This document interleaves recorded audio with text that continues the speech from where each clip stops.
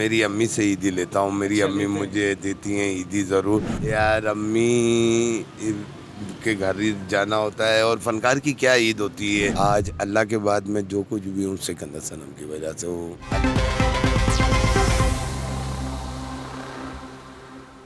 अस्सलाम वालेकुम जनाब, मेरा नाम फ़राज़ ख़ान नखून है और आप मुझे देख रहे हैं GN+ पर ईद स्पेशल प्रोग्राम में। मेरे साथ इस वक्त पाकिस्तान की एक ऐसी शख्सियत मौजूद है जिन्होंने ना सिर्फ इंडिया में पाकिस्तान का नाम रोशन किया बल्कि पूरी दुनिया में इनके चाहने वाले मौजूद हैं।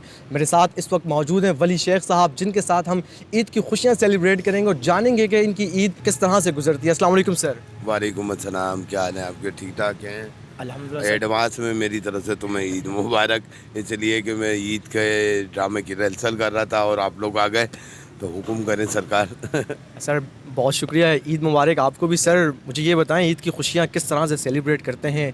मशहूर शख्सियत हैं, क्या मसरूफियात होती हैं ईद पर? यार अम्मी के घर ही जाना होता है। और फनकार की क्या ईद होती है। हमारी ईद तो आवाम के लिए होती है। जो सच्ची बात है, ईद से हमारा ड्रामा शुरू हो जाएगा। सारी रात चांद रात में बच्चे तंग करेंगे। सुबह फजर पढ़ेंगे, फजर पढ़ के ईद की नमाज़ पढ़ी, ईद की नमाज़ पढ़ के अम्मी के घर गया। अम्मी के घर पे जाके उधर मिला अम्मी से, फिर कब्रिस्तान जाता हूँ अब्बू की कब्र पर, और फिर आके सो जाता हूँ। फिर 4 बजे तक उठता हूँ, नहाया और इधर आ गया अपने लोगों में जिनके साथ मेरी ईद बननी है। और दूसरी ईद को फिर कुर्बानी का सिस्टम होता है मेरे यहाँ। फिर सारी बहनें वगैरह आती हैं, सब आते हैं अम्मी वगैरह घर पर, तो वही जो कलेजी वगैरह का माहौल होता है और ये चलता है भाई। टिक्का पार्टी वगैरह ये सब चलती है। अच्छा सर ये बताएं, ईद लेते हैं या ईदी देते हैं, या अभी भी लेने देने का सिलसिला जारी है? मेरी अम्मी से ईदी लेता हूँ। मेरी अम्मी मुझे देती हैं ईदी ज़रूर। और बाकी घर में मैं सबसे बड़ा हूँ, तो सब मुझसे लेते हैं ईदी। लेते हो मुझसे ईदी। हाँ। अच्छा, इस मरतबा कुर्बानी भी आपने की है, तो क्या रवायती खानों में क्या पसंद है आपको? कढ़ाई, बिरयानी, क्या बनाकर, क्या खुद खाते हैं या तवाज़ो करते हैं?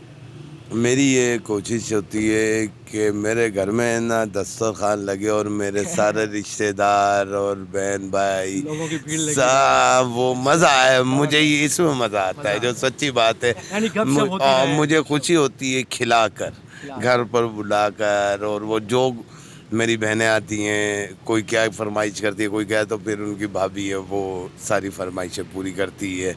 फिर मेरा दामाद है, मेरी बेटी है नवासा भी अब तो माशाल्लाह से दो, तो बड़ी अच्छी ईद गुजरती है। अच्छा सर, कुछ माजी की तरफ जाते हैं। एक फ़िल्म आई थी तेरे नाम, तो उसके बाद तेरे नाम पार्ट 2 बनी थी जो बड़ी फेमस हुई थी, पाकिस्तान में बड़े लोगों ने देखा और इंडिया में भी उसके चर्चे थे। वो उसकी क्या स्टोरी थी, किस तरह से स्टार्ट किया था आप लोगों ने? वो मेरा काम नहीं था, वो था सिकंदर सनम भाई का काम था।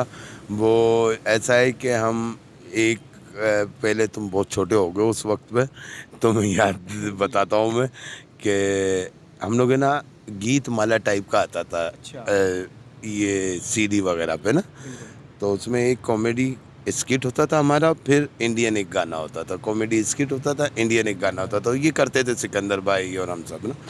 तो फिर ये तेरे नाम पिक्चर आई, सिकंदर भाई ने देखा, उन्होंने लिखा, उन्होंने फिर जो आसिफ हीरा है उससे बात की, तो उसने कहा कितना खर्चा आ जाएगा। तो सिकंदर भाई ने कहा भाई कितना आएगा, 2.5-3 लाख रुपए हो जाएगा उस वक्त। तो सिकंदर भाई ने कहा उसने 2005 और 6 की बात कर रहे हैं? नहीं पहले की है मेरे ख्याल से, उससे बहुत पहले की है भाई। 6 में तो हम इंडिया गए थे, तो उससे बहुत पहले की बात है। 2000 के बाद, 2000 की बात है ये। तो उन्होंने वो फिल्म लिखी ली थी, उन्होंने बना दी। जब वो पिक्चर बन गई तो फिर सारा प्रोड्यूसर और ये सब बैठे थे, आसिफ हीरा भी बैठा था। तो उससे सिकंदर भाई ने पूछा, कहने लगा हाँ भाई कैसे देखी? तो सिकंदर भाई को कह रहा यार सिलो है पिक्चर। तो सिकंदर भाई ने कहा अगर तू रिलीज़ कर तो तुझे नुकसान होगा। कहने नहीं मैं 1,50,000 कमा लूँगा। तो सिकंदर भाई ने कहा अल्लाह का नाम लेके कर दे रिलीज़। वो जब रिलीज़ हुई है, रिलीज़ से पहले जब मार्केट में पोस्टर लगा, वो पोस्टर ही हिट हो गया था रेम्बो सेंटर में। फिर जब पिक्चर लगी है तो फिर तो करोड़ों पे गई है उस टाइम पे वो। जी, 3 लाख की पिक्चर उस वक्त 3 करोड़ से ज़्यादा का बिजनेस किया था इसने। जी सर, आपने सिकंदर भाई का भी जिक्र छेड़ा है, आपने बहुत सी जगहों पे कहा है कि आप 2 मरतबा यतीम हुए हैं, बेशक 2 मरतबा यतीम हुए। क्या मतलब किस तरह से डिफ़ाइन करें सिकंदर भाई के साथ जो आपका साथ था, इंडिया जाना, तमाम तर चीज़ें? बस मैं क्या बताऊं यार दोस्त, सिकंदर सनम आज अल्लाह के बाद मैं जो कुछ भी हूँ सिकंदर सनम की वजह से हूँ। अलग है, शकील सिद्दीकी भाई से भी बहुत कुछ सीखा, रऊफ़ लाला भाई से भी बहुत कुछ सीखा, शहजाद रज़ा भाई से भी अल्लाह जन्नत में जगह दे, उमर भाई को, लियाकत सोल्जर भाई को, इन सब से मैंने सीखा, मोइन भाई से बहुत कुछ सीखा।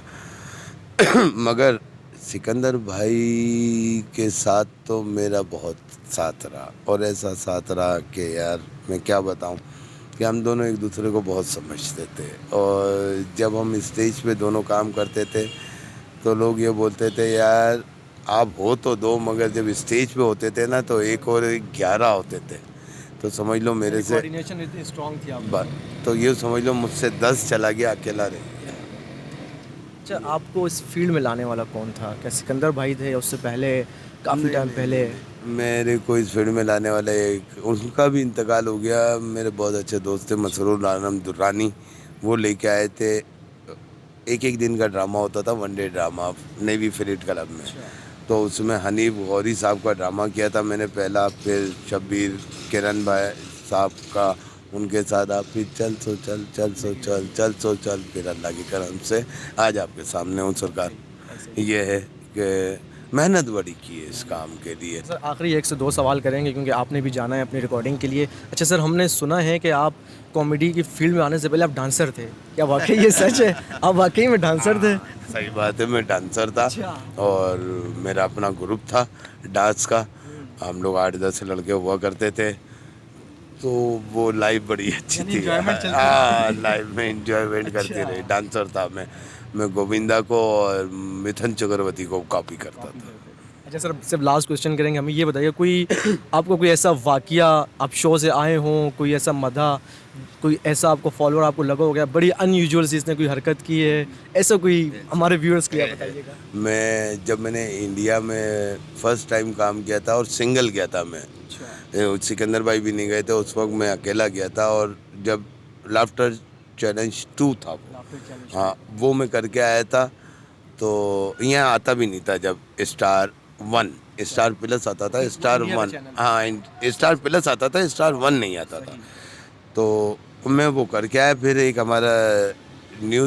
हमारा चैनल होता था धूम टीवी, उस कौमी अखबार वालों का, तो वो धूम टीवी पे मैंने वहाँ से लेके आ गया था। जब चला ना, मैंने सीडी लेके आ गया था, तो मैंने वो इंटरव्यू के साथ वो सीडी दे दी। तो वो उस बंदे ने पूरा ही शो चला दिया। तो अच्छा, वो शो जब चला तो धूम टीवी कराची का टीवी था, तो लोग बहुत देखते थे।